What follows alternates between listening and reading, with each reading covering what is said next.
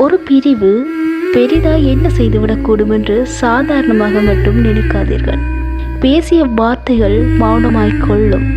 பழகிய நாட்கள் பாழடைந்து போகும். பசியின்றி உடல் பரிதவிக்கும். தூக்கங்கள் தூரம் செல்லும்.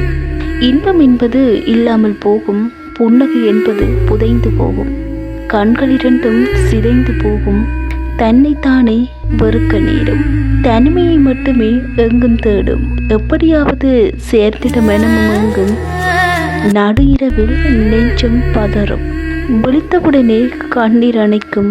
நடைபுணமாய் நாட்கள் நகரும். நினைவுகள் வந்து உயிரை மொத்தமாக எரித்துவிடும். உடைந்து அழுவதும் நான் தான். பின்பு எதுவும் நிகழாததைப் போல் அந்த கண்களை துடைத்துவிட்டு உதட்டில் ஒரு புன்னகையை வர வைத்து கொண்டு அடுத்தவர்களது காயங்களுக்கு மறந்துட்டு கொண்டிருப்பதும் நான் தான். இப்படி நான் மட்டும் வாழவில்லை. இங்கு எல்லோருடைய மனதில் ஏதோ ஒன்றை சுமந்து கொண்டிருக்கின்றார்கள். சேர்த்து இறக்கி வைக்கத்தான் கூட ஒரு இதயமில்லை.